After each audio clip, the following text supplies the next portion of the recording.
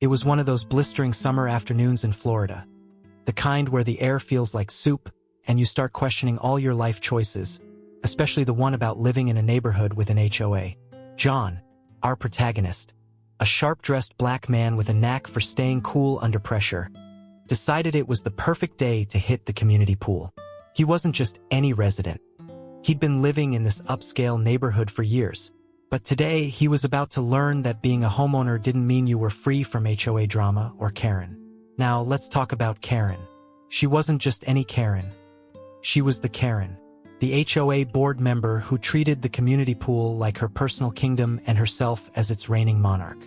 With her oversized sunglasses perched on her nose like a crown and her clipboard clutched like a scepter, Karen had mastered the art of passive-aggressive policing.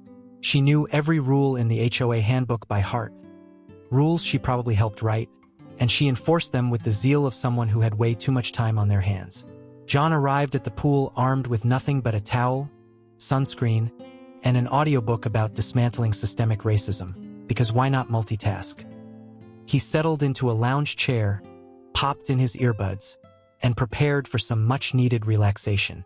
But as fate would have it, Karen spotted him from across the pool deck. Her eyes narrowed like a hawk zeroing in on prey.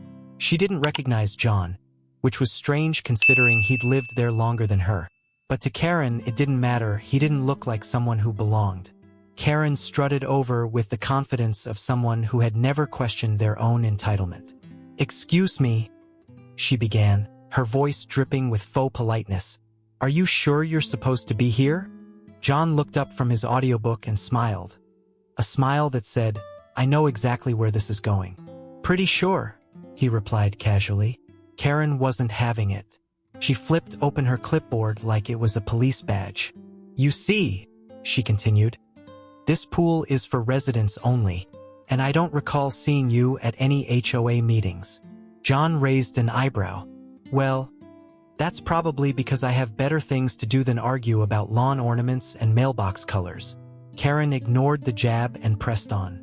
"Do you have proof that you live here? A key card? A lease? Anything?" John leaned back in his chair and gestured toward his house visible from the pool area. "That's my house right there," he said calmly. Karen squinted at the house as if trying to find evidence that it didn't exist. She muttered skeptically. "I'm going to need more than that." At this point, other residents began to notice the commotion. Some exchanged knowing glances. They'd seen Karen pull this stunt before, usually with teenagers or anyone who dared to bend HOA rules by an inch. But this time felt different. Karen whipped out her phone and started dialing 911. A move so dramatic it could have earned her an Oscar nomination for Best Performance in Overreaction. "I'm calling the authorities," she declared loudly enough for everyone at the pool to hear. "We can't have trespassers here." John sighed deeply, the kind of sigh reserved for moments when you realize your relaxation plans have been hijacked by nonsense. He stood up slowly and walked toward Karen, his demeanor calm but commanding. "Before you do that," he said evenly, "let me save you some trouble." He reached into his pocket and pulled out his driver's license, which clearly displayed his address. An address within the very neighborhood Karen claimed he didn't belong to. Karen glanced at the license but didn't back down. "Well," she stammered, "just because your ID says you live here doesn't mean you follow HOA rules." John chuckled, a deep, knowing laugh that made Karen visibly uncomfortable. "Funny you should mention rules," he said with a sly grin, "because I happen to know them better than most people." Karen frowned but said nothing. "You see," John continued, "I'm not just a resident here. I'm also an attorney specializing in civil rights law, and I've spent more time dealing with HOA disputes than I care to admit." The crowd around them grew larger as neighbors gathered to watch what was quickly becoming the showdown of the summer. Karen's confidence wavered slightly but not enough to back down entirely. "Well," she huffed, "even attorneys have to follow rules." John nodded thoughtfully. "You're absolutely right," he agreed, "which is why I make sure I understand them thoroughly before stepping foot anywhere, including this pool." Karen opened her mouth to respond but was interrupted by one of John's neighbors, a middle-aged woman named Susan who had lived next door to him for years. "Karen," Susan interjected loudly enough for everyone to hear. "John's been living here longer than most of us. He helped me win my case against the HOA when they tried to fine me for planting daisies instead of roses." The crowd murmured in agreement as others chimed in with their own stories about John's legal expertise and community contributions. Karen looked around nervously. Her support was dwindling fast. "And another thing," Susan added with a pointed glare at Karen, "you don't own this pool or this neighborhood." It was clear Karen had lost control of the situation. She muttered something under her breath about needing to check some paperwork and scurried off toward her car. John turned back toward his lounge chair and sat down triumphantly as neighbors applauded quietly around him. "Looks like my work here is done," he joked while pulling out his audiobook again. And just like that, John reclaimed his afternoon and his dignity while Karen learned an important lesson. Messing with people who know their rights is never a good idea. As for the rest of the neighborhood, they'd be talking about this moment for weeks. A perfect blend of justice served and comedy gold at their very own community pool. Karen, of course, wasn't about to let things go. That just wasn't her style. If there was one thing Karen loved more than her clipboard, it was doubling down on bad decisions. So, after her dramatic retreat to the parking lot, she didn't just leave. Oh no, she sat in her car, furiously typing away on her phone like she was drafting a declaration of war. And knowing Karen, she probably thought she was. Meanwhile, John had gone back to his lounge chair, earbuds in, pretending like the whole thing hadn't happened. But let's be real, he wasn't listening to his audiobook anymore.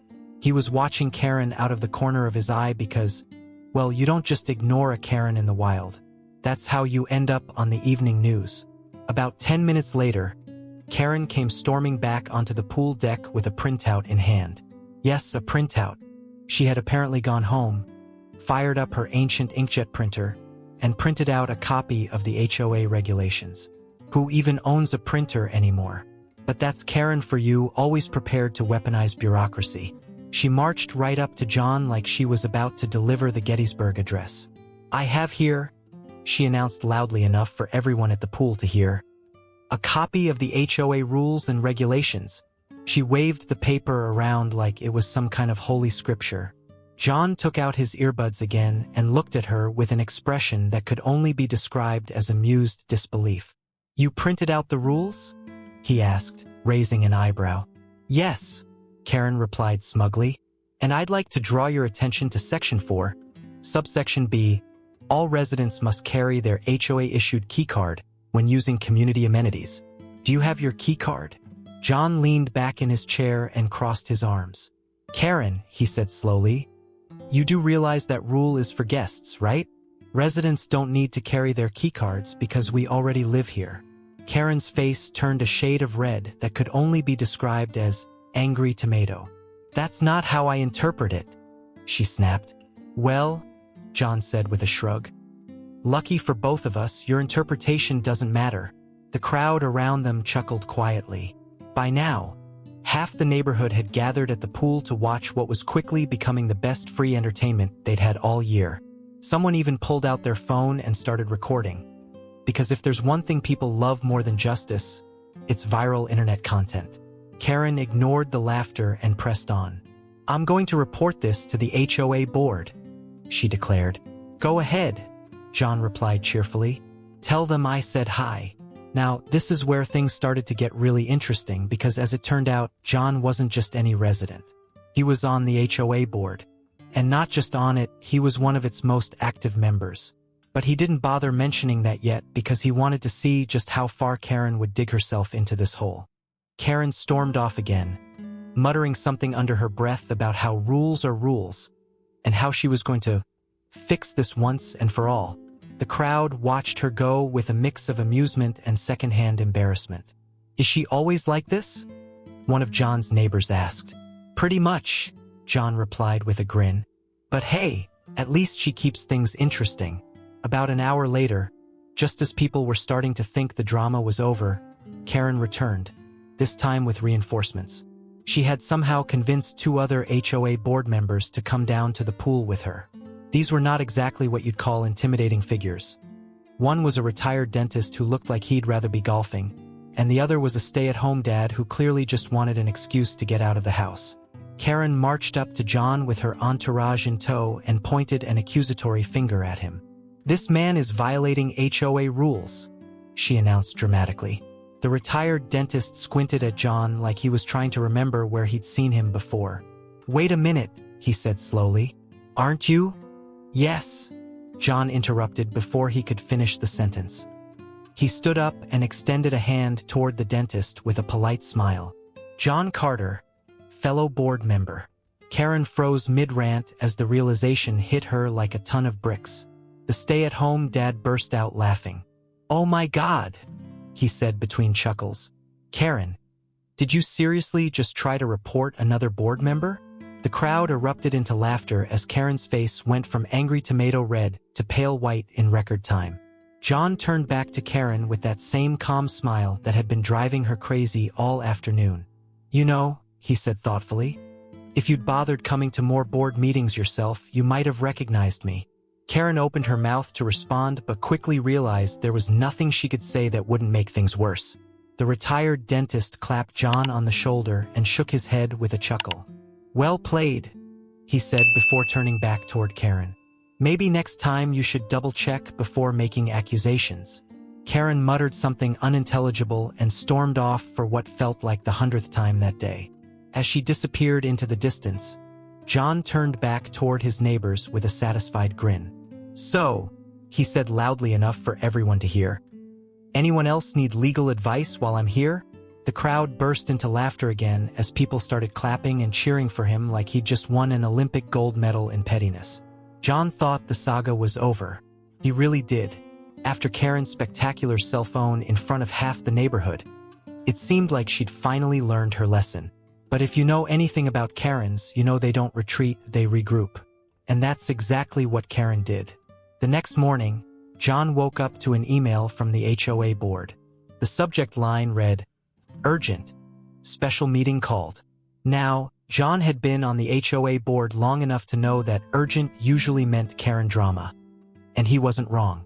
The email explained that Karen had officially filed a complaint against him, claiming he was disrupting the harmony of the community and undermining HOA authority. John laughed out loud when he read it. Disrupting harmony? Undermining authority? He hadn't even done anything, unless you count existing while black as a disruption, which, let's be honest, Karen probably did. The meeting was scheduled for 7 p.m. that evening in the clubhouse. John decided he'd attend, not because he cared about Karen's ridiculous complaint, but because he wanted to see how far she was willing to go. He also figured it would be a good opportunity to remind the board and Karen that he wasn't someone they could push around. By the time John arrived at the clubhouse, it was clear Karen had been busy rallying her troops. She was seated at the head of the table like a dictator presiding over her regime, flanked by her usual allies, the retired dentist and the stay-at-home dad, along with a few other board members who looked like they'd rather be anywhere else. Karen greeted John with a tight-lipped smile that didn't quite reach her eyes. "Thank you for coming," she said in a tone that suggested she wasn't thankful at all. John took a seat across from her and leaned back in his chair, exuding an air of calm confidence that only seemed to irritate Karen further. "So," Karen began, flipping through a stack of papers like she was preparing for a courtroom trial, "we're here to address some serious concerns regarding your conduct." John raised an eyebrow but said nothing, letting her dig her own grave. Karen cleared her throat and continued. "As you know, our community operates under strict HOA guidelines designed to ensure order and harmony. Unfortunately, your actions at the pool yesterday were disruptive and disrespectful." John couldn't help but laugh. "Disruptive? Karen, all I did was sit in a lounge chair." Karen ignored his comment and pressed on. "Furthermore," she added, "your behavior undermined my authority as an HOA board member." John leaned forward slightly and smirked. "Karen," he said slowly, "you do realize I'm also an HOA board member, right? If anything, your behavior undermined my authority." Karen's face turned red again, her signature shade of angry tomato, but she refused to back down. "That's irrelevant," she snapped. "The issue here is your lack of respect for community rules." At this point, one of the other board members, a retired schoolteacher named Linda, decided to speak up. Linda had been on the board for years and had seen more than her fair share of Karen antics. "Karen," Linda said with a sigh, "I think we all know this isn't about community rules. This is about you not liking John." Karen looked genuinely offended by the accusation. "That's not true," she insisted. "I just want everyone to follow the rules." Linda rolled her eyes. "Oh, please," she replied. "You've been targeting John since day one." The room fell silent as everyone waited to see how Karen would respond. "I'm not targeting anyone," Karen said defensively. "I'm just doing my job." John decided it was time to step in before things got even more ridiculous. He reached into his bag and pulled out his own stack of papers, a copy of the HOA bylaws. "Since we're talking about rules," he said calmly, "let's review them together." He flipped to a specific section and began reading aloud. "Residents are entitled to use community amenities without undue interference from other members." He looked up at Karen with a pointed expression. "Nowhere does it say I need your permission to sit by the pool." Karen opened her mouth to argue but quickly realized she had no rebuttal. "And as for undermining authority," John continued with a smirk, "I think we can all agree that authority is earned, not demanded." The room erupted into murmurs of agreement as several board members nodded their heads. Karen looked around nervously, realizing she was losing support fast. Linda decided to pile on while she had the chance.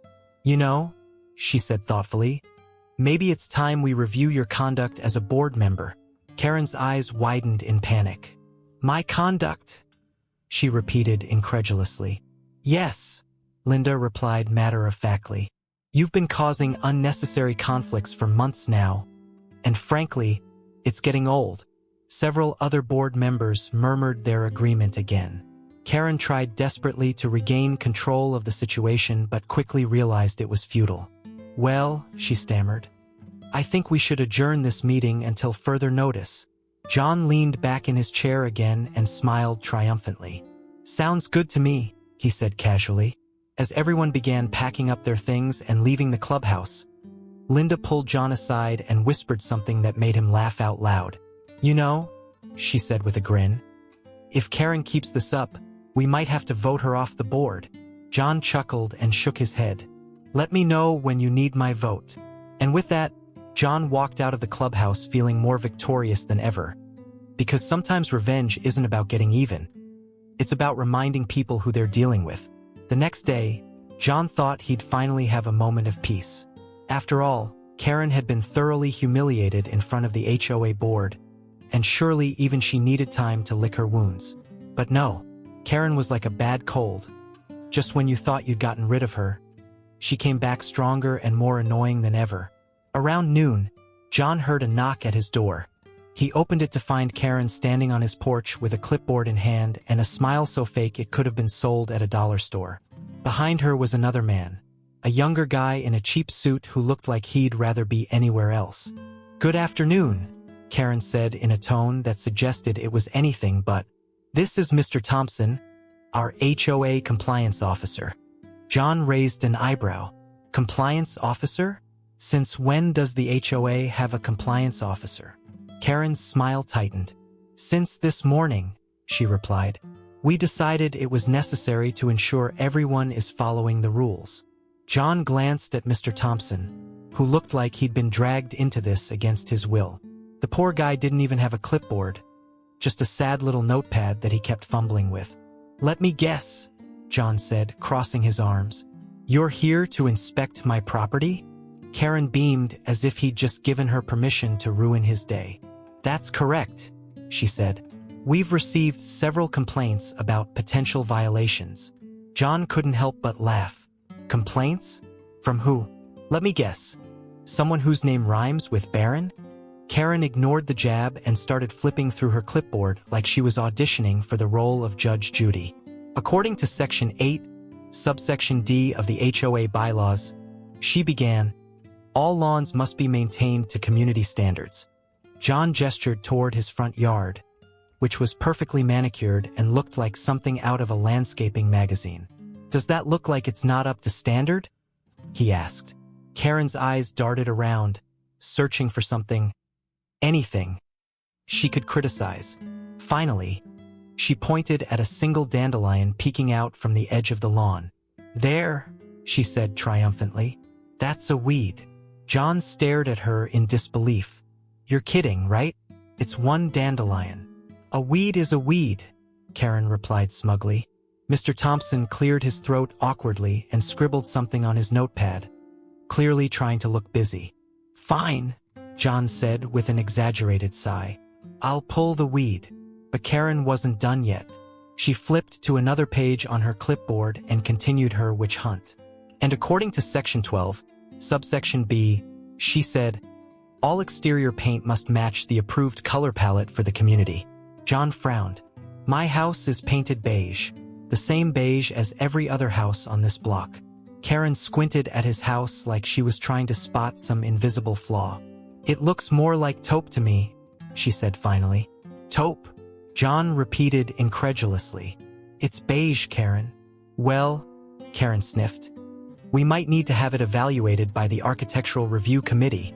At this point, Mr. Thompson looked like he wanted to crawl into a hole and disappear. "Is there anything else?"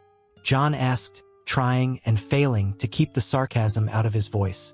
Karen flipped through her clipboard one last time before snapping it shut with an air of finality. "That will be all for now," she said, clearly disappointed that she hadn't found more violations. As Karen and Mr. Thompson walked away, John called after them, "Be sure to inspect your own lawn while you're at it. I saw 3 dandelions over there yesterday." Karen didn't respond, but John could see her shoulders stiffen as she marched down the sidewalk. Later that afternoon, John decided he'd had enough of Karen's nonsense. If she wanted to play games, he could play too, and he was going to win. He spent the next few hours combing through the HOA bylaws with the kind of meticulous attention to detail that only a lawyer could muster. By the time he was done, he had compiled an entire list of violations, Karen's violations. The next morning, armed with his own clipboard and a camera for evidence, John marched over to Karen's house like a man on a mission. Her lawn, overgrown in one corner, a clear violation of Section 8, subsection D. Her mailbox, slightly tilted, a breach of Section 5, subsection A. And her trash cans, left out on the curb past collection day, a blatant disregard for Section 3, subsection C. John documented everything with photos and detailed notes before heading straight to the HOA office to file an official complaint against Karen. By lunchtime, word had spread throughout the neighborhood that Karen was under investigation for multiple HOA violations. Neighbors who had been quietly tolerating her antics for years suddenly started coming forward with their own complaints. Everything from noise violations, apparently Karen liked blasting country music at 7 a.m., to unauthorized modifications. Her backyard fountain wasn't on the approved list. By the end of the week, Karen found herself summoned to an emergency HOA meeting, the same kind of meeting she had tried to use against John just days earlier. This time, though, it was Karen who sat in the hot seat while John watched from the audience with a satisfied grin on his face. As one board member after another listed her violations and demanded explanations, Karen squirmed uncomfortably in her chair. For once in her life, she didn't have anything to say. When it was all over, Karen was fined $500 and ordered to fix every violation within 30 days or face further penalties. As she left the meeting with her tail between her legs, John couldn't resist calling out after her, "Don't forget about those dandelions." The room erupted into laughter as Karen stormed out without looking back. And just like that, balance was restored in the neighborhood, at least until Karen found her next target. But for now, victory belonged to John, and honestly, couldn't have happened to a nicer guy. The fallout from Karen's HOA takedown was nothing short of spectacular. For the first time in years, the neighborhood felt like it could collectively breathe again. People were walking their dogs with an extra spring in their step. Kids were riding their bikes without fear of being interrogated for not wearing helmets that matched HOA-approved colors. And John? Well, John was practically a local hero. But Karen? Oh, Karen wasn't going down without a fight. If there's one thing you can count on with someone like Karen, it's that they'll always find a way to make themselves the victim, even when they're caught red-handed with 3 dandelions, a crooked mailbox, and trash cans that had overstayed their welcome on the curb. A few days after the emergency HOA meeting, John was enjoying his morning coffee on his porch when he noticed Karen pacing up and down the sidewalk in front of his house. She had her phone pressed to her ear and was gesturing wildly, like she was trying to summon a swarm of bees or maybe just a new level of entitlement. John couldn't hear what she was saying, but he could guess. Karen had probably called every HOA board member, the compliance officer, and possibly even her lawyer, assuming she had one who hadn't quit out of sheer exhaustion yet. Sure enough, later that afternoon, John received an email from the HOA board. The subject line? Request for mediation. And who had filed the request? None other than Karen herself. Now, John wasn't surprised. If anything, he was impressed by her persistence. But mediation? Really? What exactly did she think they were going to mediate? The existence of dandelions? The definition of beige versus taupe? Still, John decided to go along with it. Not because he thought it would accomplish anything, but because he knew it would drive Karen crazy to see him so calm and unbothered. The mediation session was scheduled for the following week in the HOA clubhouse. When John arrived, Karen was already there, sitting at the table with a stack of documents so thick it could have been used as a booster seat. She looked up as he walked in and gave him a tight-lipped smile that screamed, "I'm only doing this because I have to." The mediator, a middle-aged man named Gary who looked like he'd rather be anywhere else, started things off with a forced smile and an overly cheerful tone. "All right," he said, clapping his hands together. "Let's see if we can resolve this amicably." Karen wasted no time launching into her grievances. She pulled out a list. Yes, an actual list, and began reading it aloud like she was auditioning for a role in a courtroom drama. "Number 1, she began. "Mr. Carter has repeatedly disrespected my authority as an HOA board member." John raised an eyebrow but said nothing. "Number 2, Karen continued. "He has encouraged other residents to file frivolous complaints against me." At this point, John couldn't hold back anymore. "Frivolous?" he interrupted with a laugh. "Karen, you literally fined me for having one dandelion." "That's irrelevant," Karen snapped. Gary held up his hands in an attempt to regain control of the conversation. "Let's try to stay focused," he said wearily. Karen ignored him and plowed ahead with her list. "Number 3, she said dramatically. "He has created a hostile environment within the community." John leaned back in his chair and crossed his arms. "Hostile?" he repeated incredulously. "Karen, you're the one who called the cops on me for sitting by the pool." "That's not true," Karen shot back. "It's literally on video," John replied with a smirk. Gary sighed deeply, the kind of sigh that said, "I don't get paid enough for this," and turned to John. "Mr. Carter," he said tiredly, "do you have anything you'd like to say?" John nodded and pulled out his own list, because if Karen was going to play this game, he was going to play it better. "Number 1, he began in a tone that perfectly mimicked hers. "Ms. Peterson has repeatedly harassed me and other residents under the guise of enforcing HOA rules." Karen opened her mouth to protest, but Gary cut her off with a warning look. "Number 2, John continued without missing a beat. "She has misused her position as an HOA board member to target individuals she doesn't like." Karen's face turned bright red, her signature angry tomato shade, but she stayed silent. "And number 3, John concluded with a grin, "she has violated more HOA rules than anyone else in this neighborhood combined." Gary looked genuinely alarmed at this point. "Is that true?" he asked cautiously. John nodded and pulled out his evidence. A folder full of photos and documents detailing every single violation Karen had committed over the years. Gary flipped through the folder with wide eyes while Karen sat there fuming silently. "Well," Gary said finally, closing the folder and setting it down on the table, "it seems we have quite a few issues to address here." Karen looked like she was about to explode but managed to keep her composure, for now. "I think we can all agree," Gary continued diplomatically, "that some changes need to be made moving forward." John nodded in agreement while Karen glared daggers at him from across the table.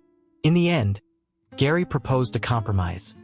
Karen would step down from her position on the HOA board effective immediately in exchange for John dropping his complaints against her.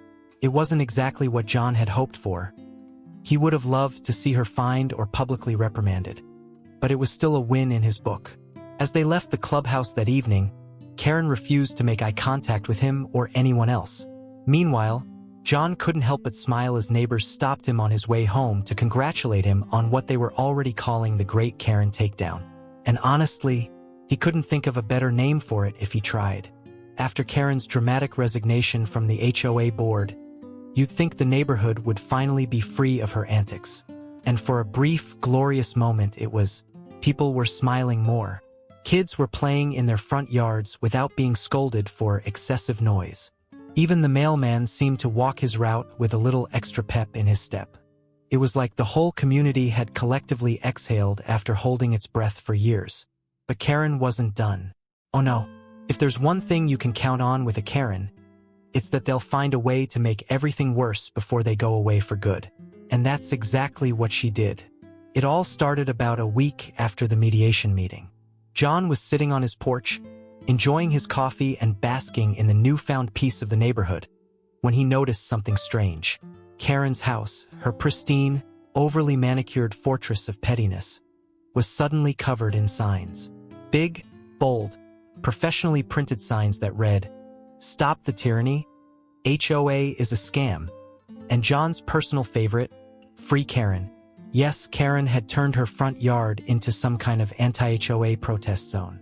It was like she thought she was leading a revolution against oppression, or maybe just against the concept of rules that applied to her too. John couldn't help but laugh as he watched her pacing back and forth in her driveway, waving at cars like she was running for office. Occasionally, she'd shout something like, "We deserve freedom," or "Down with HOA dictators." It was equal parts ridiculous and deeply entertaining. By the end of the day, Karen had managed to gather a small group of supporters, if you could call them that. Most of them were people who had their own grudges against the HOA, like Mr. Jenkins from down the street who'd been fined for having a garden gnome that wasn't on the approved list. But even they looked a little embarrassed to be standing there with homemade signs that said things like, "No more keycards," and "Let US live."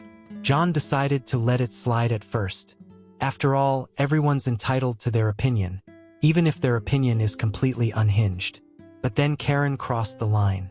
The next morning, John woke up to find flyers taped to every mailbox in the neighborhood. The flyers featured a grainy photo of him sitting by the pool, taken during that incident, with the words, "Is this your HOA leader?" printed in bold letters underneath.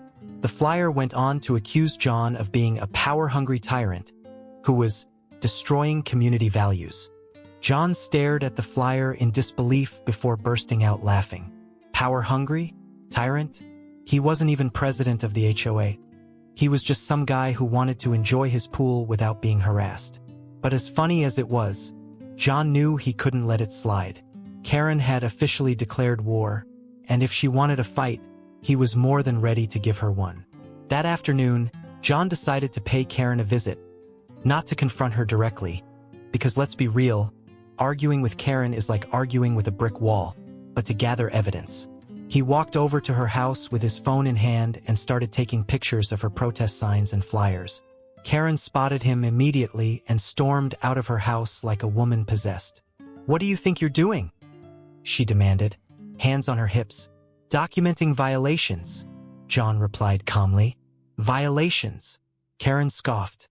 "I'm exercising my First Amendment rights." John smirked.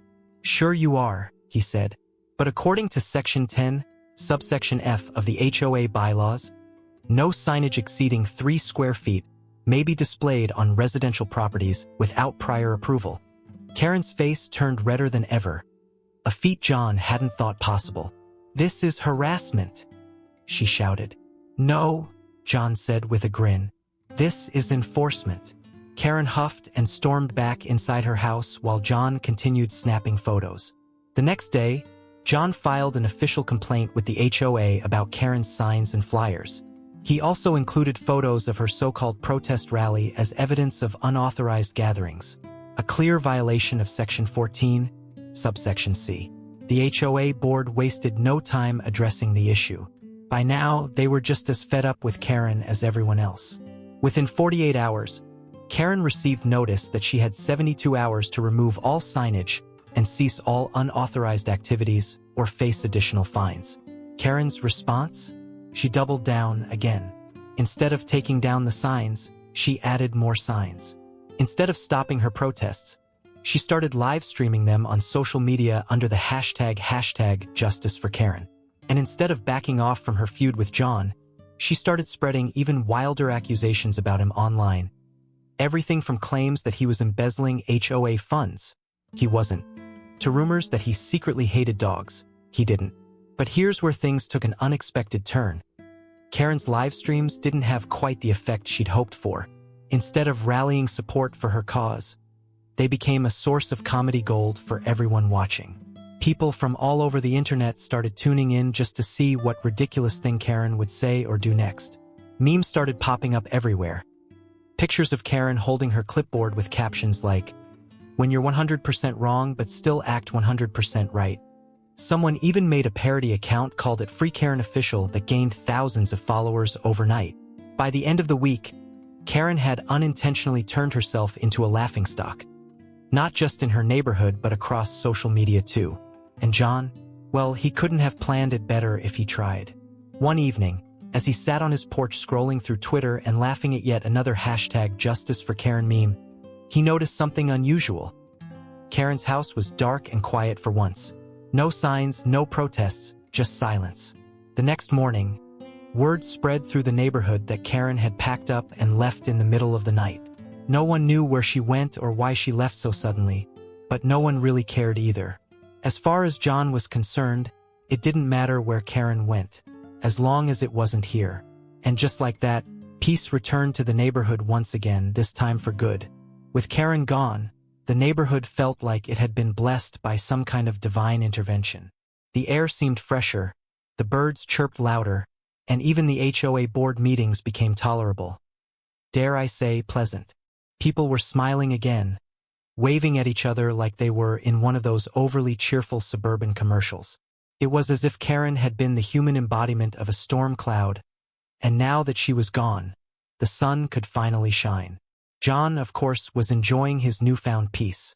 For the first time in what felt like forever, he could walk to the pool without being interrogated about his existence or accused of violating some obscure subsection of the HOA bylaws. He even started hosting small gatherings at his house. Nothing fancy, just neighbors coming together to celebrate their collective freedom from Karen's tyranny. One Saturday afternoon, John decided to throw a poolside barbecue for the neighborhood. It wasn't just any barbecue, it was the barbecue. He called it the HOA Liberation Celebration, and everyone was invited. Well, everyone except Karen. But since she'd skipped town in the dead of night like a disgraced reality TV star, that wasn't really an issue. The event was a hit. There were burgers and hot dogs on the grill, kids splashing around in the pool, and a playlist that ranged from classic rock to Beyoncé because John believed in inclusivity. People brought side dishes and desserts. Someone even showed up with a karaoke machine. It was everything a neighborhood party should be. Fun, relaxed, and completely Karen-free.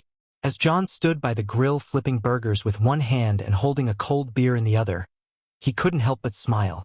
This was what community was supposed to feel like. Not endless rules and petty power struggles, but people coming together to enjoy each other's company. At one point during the party, Linda, the retired schoolteacher who had been on the HOA board longer than anyone, walked over to John with a mischievous grin on her face. "You know," she said, holding up her glass of lemonade, "I think this might be the first time in years I've actually enjoyed living here." John laughed. "High praise coming from you," he said. "What's changed?" Linda raised an eyebrow and gave him a knowing look. "Oh, I don't know," she said sarcastically. "Maybe it has something to do with a certain someone no longer being around." John smirked. "You mean Karen?" Linda nodded and took a sip of her lemonade. "I have to admit," she said, "I didn't think anyone could take her down. But you didn't just take her down. You obliterated her." John shrugged modestly. "I didn't do anything special," he said with a grin. "She pretty much took herself down." Linda laughed and raised her glass in a toast. "To Karen," she said mockingly. May she find another neighborhood to terrorize. To Karen, John agreed with a chuckle as they clinked their drinks together. As the party went on, more neighbors came up to John to thank him for standing up to Karen. Some shared their own horror stories about her, like how she once fined someone for having Christmas lights up past January 2nd, or how she tried to ban basketball hoops because they were unsightly. Each story was more ridiculous than the last, and by the end of the night, John felt like he could write an entire book about Karen's reign of terror. But here's the thing. While everyone was laughing and reminiscing about how awful Karen had been, John realized something important. As much as he enjoyed being seen as the guy who took down Karen, he didn't want that to define him or the neighborhood. So when it came time for his toast at the end of the night, because yes, there was a toast, this was the barbecue after all, John decided to focus on what really mattered. He stood up on one of the pool chairs. Probably not HOA-approved behavior, but hey, Karen wasn't there to complain, and raised his beer bottle high. "All right, everyone," he began with a grin. "First off, I just want to say thank you for coming out today. This party wouldn't be half as fun without all of you." The crowd cheered and clapped because let's face it, people love cheering when they've had good food and free drinks. But more importantly, John continued once the noise died down, "I want to say something about this neighborhood." He paused for dramatic effect because every good speech needs at least one pause for dramatic effect. "For too long," he said seriously, but not too seriously, "we let one person dictate how we lived our lives here. And yeah, it made things miserable. But it also brought us together." The crowd murmured in agreement because honestly, he wasn't wrong. "So let's not just celebrate getting rid of Karen," John said with a smile. "Let's celebrate what we've built here. A real community where people actually care about each other." The crowd erupted into cheers again, louder this time, and someone even started chanting, "John, John, John," which made him laugh so hard he almost fell off the chair. After that night, things only got better in the neighborhood. The HOA board became less about enforcing arbitrary rules and more about supporting residents. People started organizing block parties and movie nights. Someone even suggested starting a community garden, which thankfully didn't require approval from an architectural review committee. And as for John, well, he became something of a legend, not just in his own neighborhood but across social media too, thanks in part to those #JusticeForKaren memes. People started reaching out to him for advice on dealing with their own HOAs. And while he didn't have all the answers, he always told them one thing. "Stand your ground," he'd say with a grin. "And if all else fails, just let them destroy themselves." So there you have it, the story of how one man stood up against tyranny, or at least extreme pettiness, and helped turn his neighborhood into something truly special. And hey, if you enjoyed this story as much as I enjoyed telling it, don't forget to like this video, share it with your friends who've dealt with their own Karens, leave a comment below about your wildest HOA experience, or just say hi. And if you haven't already, hit that subscribe button so you don't miss any future stories like this one.